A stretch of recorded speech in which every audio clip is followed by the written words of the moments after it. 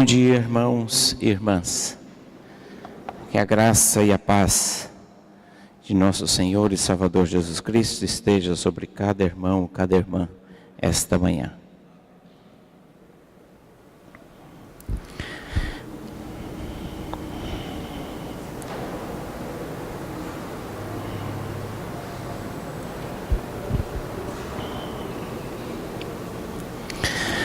Nós estamos vivendo um tempo especial, é o tempo do Natal.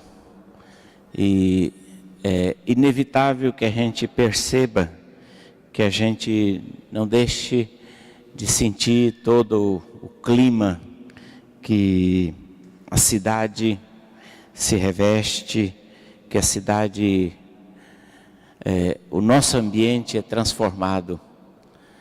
Os enfeites, as músicas, tudo isto chama a nossa atenção e tudo isto faz com que a gente inevitavelmente se veja imerso, se veja incluído num ambiente, os festejos de final de ano. As famílias se reúnem, se reencontram, tempo de passar junto, tempos de visitar, tempo de trocar presentes, enfim, toda essa história que tradicionalmente nós estamos acostumados com o Natal, né? E a música que invade desde a música dos Beatles, né, que ficou famosa, então é Natal, So This is Christmas, né? A gente ouviu essa música, as musiquinhas do Jingle Bell, né? Que não tem nada a ver com o Natal, mas a gente fica ouvindo isso em tudo quanto é canto, em todo lugar. O Papai Noel com o seu ho, né? As crianças tirando fotografia no shopping com o Natal. Quem é que já não pagou esse mico, né? Tirar fotografia no colo do Papai Noel no shopping. E a gente se cumprimenta, né? Feliz Natal, Feliz Natal. E às vezes a gente nem sabe direito o que significa isso, Feliz Natal. O que você está querendo dizer com isso? Mas a gente entra no clima e a gente vai dizendo Feliz Natal. E a gente canta na igreja, né? E eu tenho as melhores e as doces lembranças da minha infância numa comunidade rural no interior do Paraná. E nessa época a gente começava a cantar Noite de Paz, Noite de Amor. As crianças cantando, a gente recitando as poesias, aquelas peças de Natal, aqueles dramas que a gente ensaiava vários meses para a apresentação na noite de Natal. Um berço de palhas, dormia Jesus.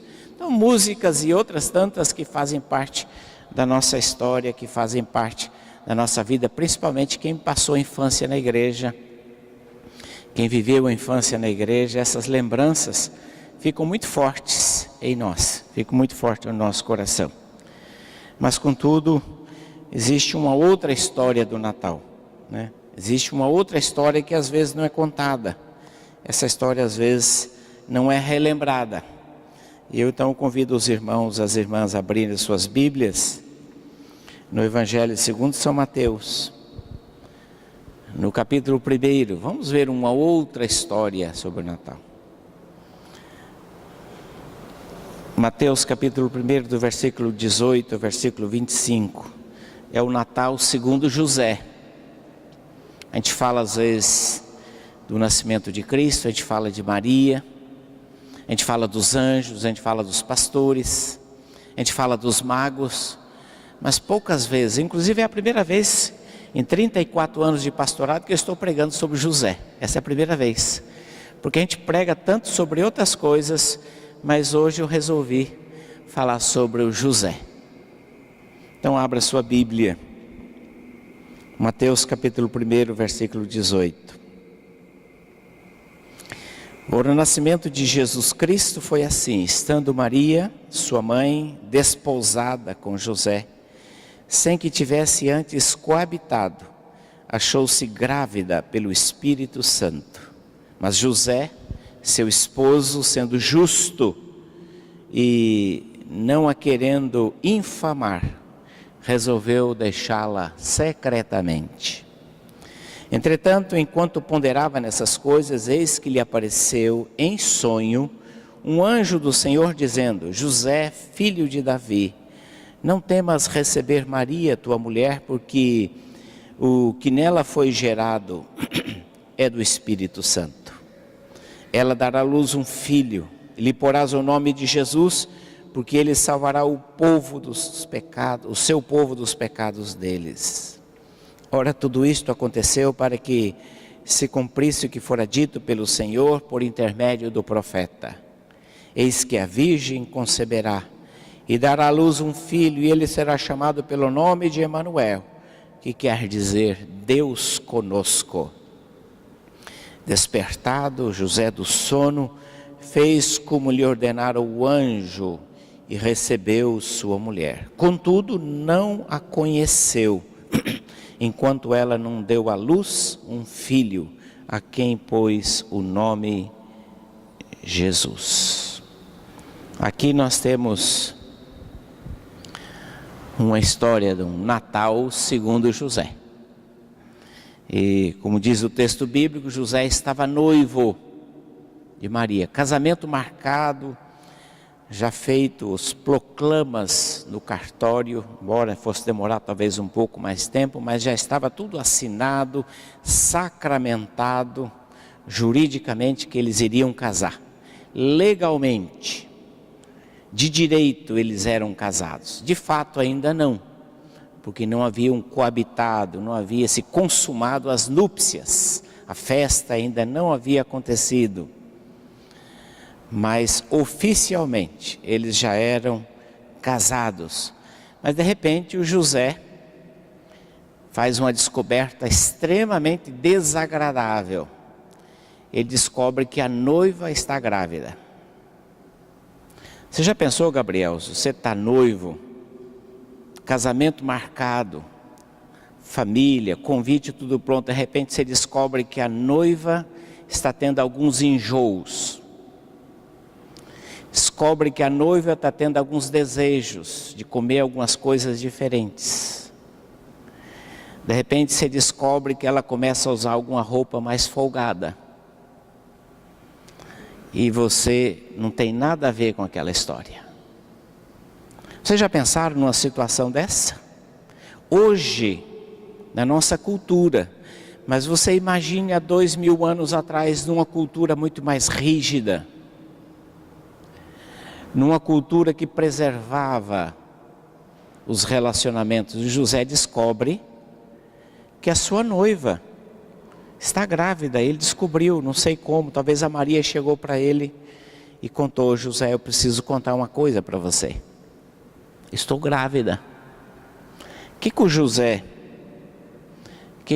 ia pensar? E dizer: não tenho nada a ver com essa história. O que você andou aprontando, Maria? O que você andou aprontando? Imagine a situação, o José contar para os pais. Imagine o José chegar em casa para sua família e dizer: olha, não vai ter mais casamento. Eu já vi situações embaraçosas, por exemplo, da noiva não comparecer na cerimônia. E o noivo ali esperando, e de repente chegar. Eu não estava celebrando este casamento, mas eu acompanhei posteriormente aquele rapaz, de ele receber ali à frente, pelo pastor, um aviso: não vai haver mais casamento, porque a noiva não resolveu não vir mais. Que embaraço, que situação vexatória. O José chegar em casa e dizer: olha, não vai ter mais casamento. Por que não vai casar mais, José? Está tudo certo. A festa está sendo preparada, os convites estão prontos, os familiares convidados. A aldeia toda está sabendo que vocês estão casamento acertado, marcado, combinado. E o que está acontecendo, José? Pois é, eu não sei, a Maria está grávida. Imagine a situação difícil, extremamente embaraçosa, que talvez o José fosse motivo de chacota, de risos, de piadas. O que vão dizer? A vizinhança, uma aldeia pequena, um vilarejo, onde os laços são muito fortes, intensos, onde não existe anonimato. E o José começa a viver uma situação, um drama terrível, e a solução inevitável é abandoná-la secretamente. Olha, eu vou mudar daqui, vou para longe, vou para uma outra cidade, onde ninguém me conheça, onde eu não carregue o peso da vergonha, onde eu não carregue este vexame comigo, onde ao encontrar as pessoas eu não precise dar explicações, onde ao olhar para as pessoas eu não preciso abaixar o rosto, onde eu não vejo o sorriso sarcástico no rosto das pessoas ao me verem. Essa é a solução mais natural, mais lógica. Talvez se ele fosse nordestino, ele ia arrancar da peixeira, ele ia resolver lavar a honra com sangue. Não precisa ser nordestino, brasileiro, machista, inevitavelmente queria fazer isso, contratar alguém para fazer o serviço, para lavar a honra com sangue. Como fazer isto, essa situação extremamente embaraçosa?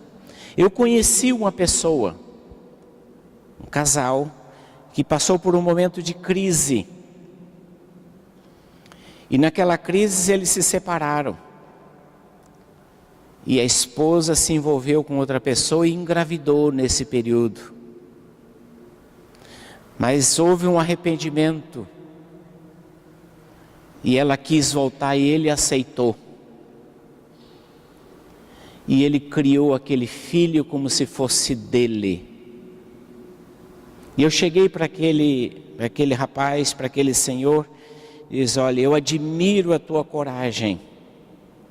Eu admiro a tua disposição de perdão, de fazer isto que você está fazendo, que isto não é comum, isto não é humano, é a graça de Deus, é algo muito forte que está fazendo você assumir esta coragem, ter esta coragem de assumir um filho de uma escapadela da esposa, um filho que não é teu.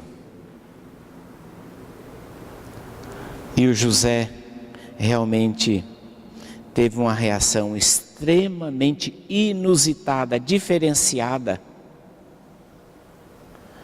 Uma reação fora do comum, fora do padrão. Ele, ofendido, ele não quis humilhar Maria. Diz o texto bíblico, ele não querendo difamá-la,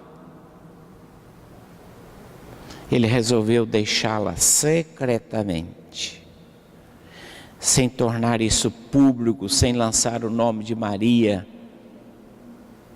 na lama.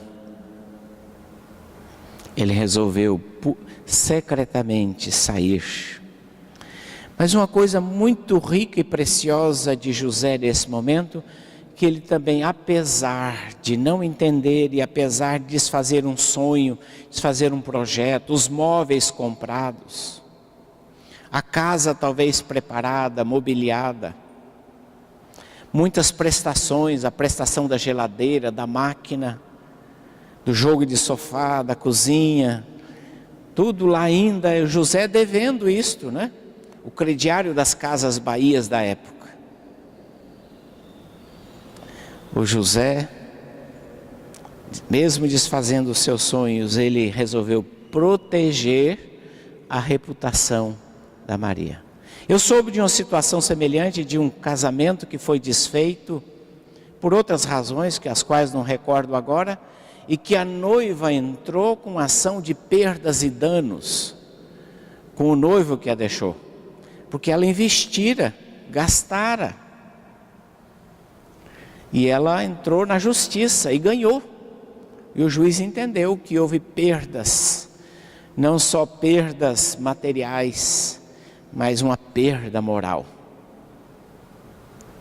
Mas José resolveu não, ofendido, ele não quis humilhar a Maria e resolveu proteger a reputação alheia. É interessante isto, quando José decide, nisso José nos ensina a gente aprender a proteger a reputação, mesmo daqueles que às vezes nos ofendem, daqueles que nos causam o mal. Essa é uma decisão muito sábia, muito elevada, de você aprender a proteger a reputação uns dos outros. Às vezes você pode saber de coisas desagradáveis da vida de uma pessoa. Às vezes você toma conhecimento de fatos que são desabonadores a respeito da conduta de uma pessoa. E a nossa tentação é passar para frente. Mas José, nesse ponto, nos ensina uma coisa extraordinária, de proteger a reputação. Que não seja eu o autor de tornar público aquilo que é negativo na vida de uma pessoa.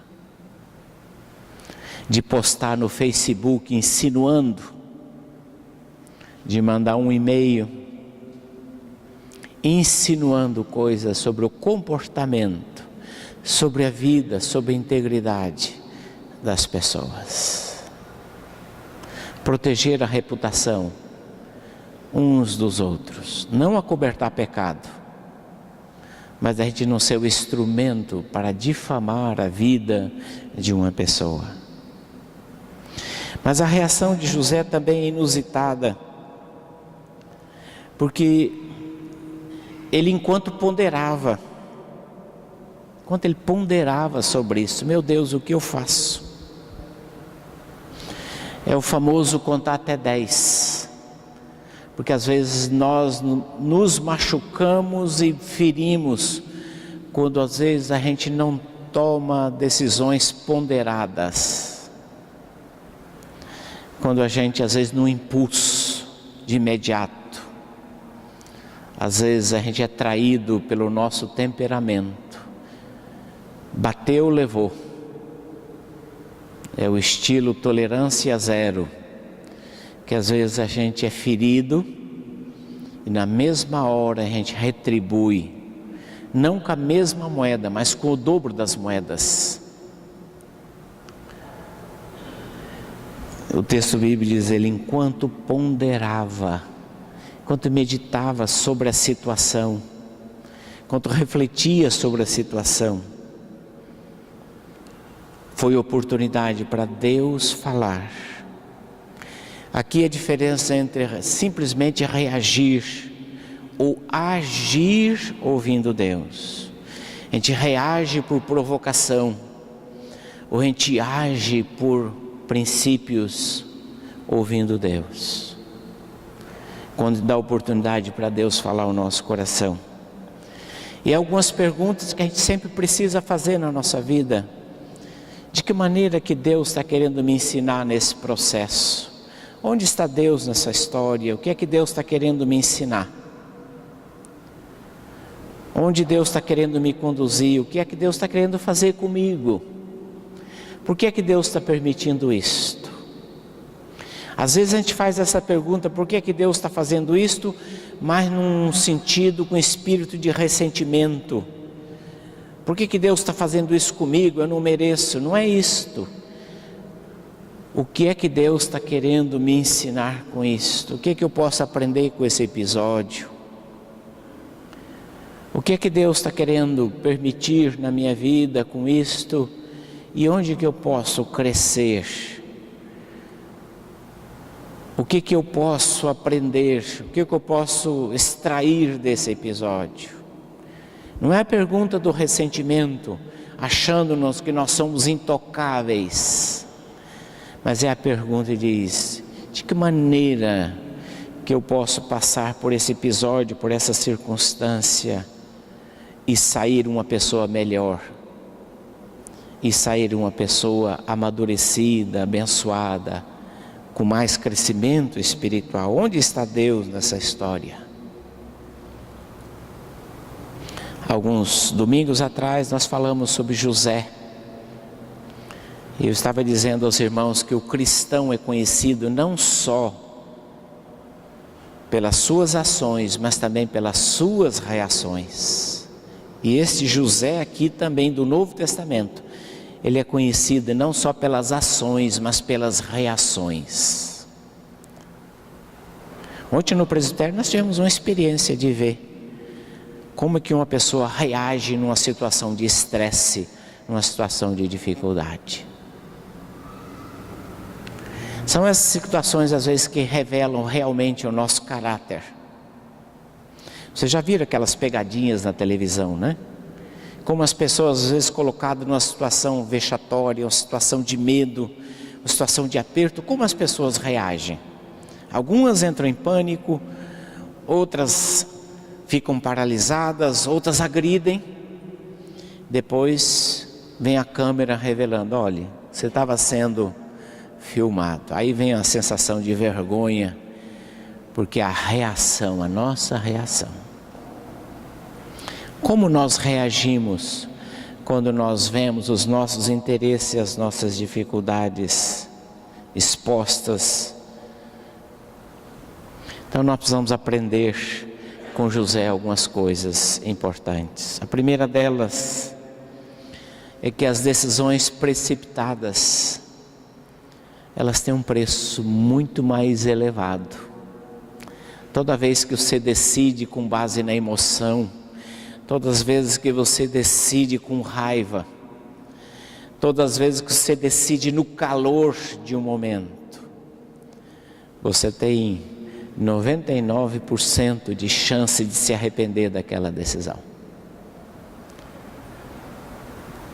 As nossas decisões precipitadas. E no meu pastorado eu tenho a oportunidade de conversar com muitas pessoas que dizem, pois é, se eu tivesse pensado melhor, se eu tivesse avaliado melhor. Quantas coisas que nós nos arrependemos, algumas têm conserto, outras você arrasta pelo resto da vida o preço de decisões precipitadas. E meus irmãos, se José fosse precipitado naquele momento e tivesse abandonado Maria e deixado Maria numa circunstância, eu não sei, irmãos, o que seria de nós, projeto de redenção, de salvação. Eu não sei se Maria teria aguentado o tranco de receber esta missão, uma gravidez que também ela não pôde explicar lá em casa. Começa a história de gravidez, Maria. Como é que Maria aguentaria aquela situação se José não tivesse tomado a decisão de acompanhar Maria? Eu acredito nesta história porque Deus também está falando. Eu creio em Deus, estou acreditando em você, Maria, e vamos juntos enfrentar esta situação. Eu não sei se nós estaríamos aqui como igreja, se o projeto redentor não estaria ameaçado, mas como José não tomou uma decisão precipitada, nós estamos sendo abençoados. Aqui, primeira igreja de Sorocaba, abençoados, porque alguém resolveu não tomar uma decisão no impulso, com a raiva, no ressentimento, na mágoa, no momento que foi ferido, mas uma decisão ponderada diante de Deus. Outra coisa que nós aprendemos com José é que as aparências enganam. Aparências enganam. Aquilo que parecia ser um tremendo erro, um tremendo equívoco, uma tremenda pisada da bola, coisa extremamente condenável, não era. Não era. As primeiras impressões enganam, as aparências enganam. Quantos de nós aqui já não tomou decisões, às vezes baseado na aparência? Olhou para o teu irmão, sentiu uma repulsa. Chegou uma pessoa na igreja, Você olhou, não gostei, não vou nem cumprimentar. Mas depois você se aproximou e percebeu que não era bem assim.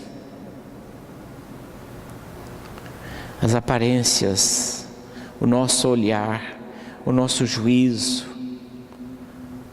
os nossos sentidos, as nossas percepções, elas nos traem. E como nos traem? Ah, eu pensei que era, pareceu que era, mas não era. Mas não era. Aparentemente Maria havia cometido um terrível deslize, uma traição imperdoável. Mas não era, só que não era. A história não era esta.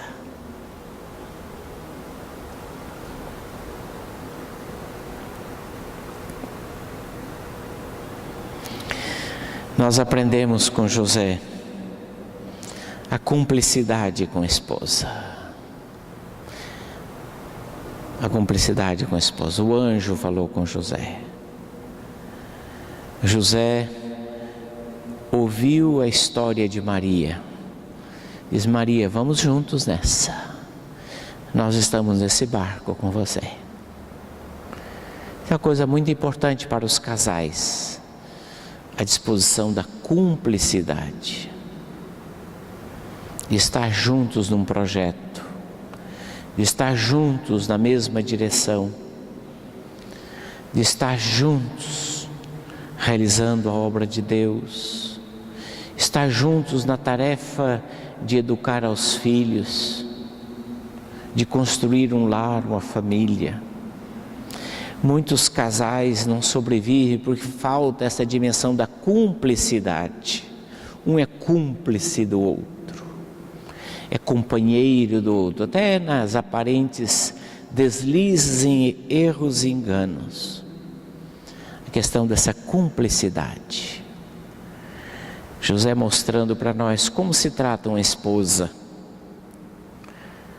como considerar uma esposa na cumplicidade, no companheirismo, naquilo que até aparentemente aos olhos dos outros seria motivo de questionamento, porque essa história não ficou só com José e a família de José, só com Maria, a família de Maria. Eu imagino quando Maria estava grávida, recebeu aquela revelação, e Maria um dia chegou para a mãe: mãe, precisamos ter uma conversa, eu acho que eu estou ligeiramente grávida. Maria, como é que é essa história, Maria? O mundo deve ter caído ao redor de Maria. A mãe de Maria chamou o pai: você não sabe, aconteceu uma desgraça na nossa família, uma vergonha terrível. Maria está grávida. E ela diz que não é do José. E diz que não é com ninguém. E ela está grávida. Você acredita? Ah, Maria, conta outra, Maria. Vai contar essa história na outra freguesia, porque aqui, ó, este é irmão deste. É assim que a gente fala? Quando você não acredita na história? Aí chegaram os avós, chegaram os tios, chegaram os primos de Maria. Maria, e Maria com a sua gravidez. E as pessoas olhavam. Andou aprontando, hein?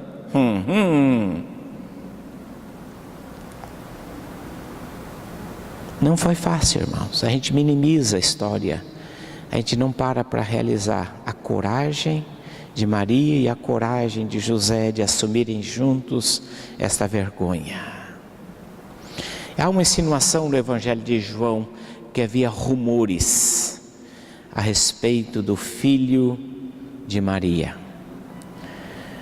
No final do primeiro século havia um rumor de oposição ao cristianismo que diziam, fora do âmbito da igreja, diziam que Maria, o filho de Maria, tinha sido com um soldado romano Maria tinha tido um caso com um soldado romano. E diziam-se até o nome do soldado romano, chamava-se Pantera. Foi um rumor que corria fora dos círculos cristãos, que o filho de Maria era um caso que ela tivera com um soldado romano. Mas José decide nessa cumplicidade. Agora tem uma coisa que faz José decidir assim. É porque José decidiu obedecer à voz de Deus. Deus disse para ele, o anjo disse para ele em sonhos: José, não tenha medo, não tenha medo. Não tenha medo da opinião das pessoas, não tenha medo da chacota, não tenha medo das situações de riso, do ridículo, não tenha medo. Não tenha medo do que estão falando da Maria, não tenha medo. Não tenha medo de perder a sua reputação, não tenha medo de correr risco, de colocar em risco a tua reputação, José, não tenha medo. É receber, de continuar a acolher, a ter Maria como sua esposa e consumar este casamento. Não tenha medo. E José então, tá bom, obedeceu o anjo. Versículo 24. Despertado José do sono, fez como lhe ordenara o Senhor, e ele recebeu Maria. Maria, você continua sendo a minha esposa. Você continua sendo a minha esposa. Vamos em frente nesse projeto de casamento. Mas não só aqui, José mostrou-se obediente. Quando a criança nasce, há aquele episódio da ameaça de Herodes. O anjo também disse em sonho, o Senhor disse a José: vai para o Egito. Ele imediatamente pegou Maria e o menino e foi para o Egito. Passado um tempo no Egito, no capítulo 2, versículo 21, agora volta para a tua terra. E ele pegou o menino e voltou para a terra. Então percebemos que havia no coração de José uma disposição de obedecer a Deus. E é isso que faz a grande diferença. E o nosso Natal? Como é o nosso Natal, irmãos? É só comida? É só o pobre do peru que vai sofrer na nossa mesa? É só shopping? Só troca de presentes? O nosso Natal como vai ser? A gente vai se empaturrar de comida esse final de ano? A gente vai se encher de comida e tem que fazer um regime sério a partir do dia 2 de janeiro? Como é que vai ser o nosso Natal? O nosso Deus é o Deus que só dá presentes, ou é o Deus que no desafio de segui-lo coloca a nossa reputação em risco, a nossa segurança em risco, o nosso bem-estar em risco, os nossos projetos pessoais em risco? Seguir a Deus é arriscado. Seguir a Jesus é arriscado. É preciso renunciar, é preciso abrir mão. De vez em quando você passa por humilhação. De vez em quando é preciso renunciar a alguma coisa preciosa. Seguir a Jesus às vezes é um projeto complicado. Desinstalar-se. É um risco seguir a Jesus, ser crente é um risco. Ficar sozinho, perder algumas amizades, perder alguns relacionamentos, perder negócios. Por causa de Jesus, às vezes você precisa perder um bom negócio. Às vezes você perde uma excelente oportunidade. É risco. Pode até perder o emprego por causa de Jesus. É risco. Se você quer ser fiel a Deus, obedecer a Deus, você tem que estar disposto a correr risco. Jesus disse: se alguém quiser ser meu discípulo e não estiver disposto a carregar a cruz, a morrer, a renunciar, não pode ser meu discípulo. Mas a gente tenta transformar Deus num Papai Noel que só dá presente, só abençoa. A gente ameniza o risco. A gente transforma o Evangelho no nosso Evangelho, a nossa imagem e semelhança. Seguir a Jesus é algo arriscado. Vai mexer com a sua vida, vai te incomodar, há situações que serão difíceis. Mas Jesus não ameniza os riscos para tornar fácil a tua decisão.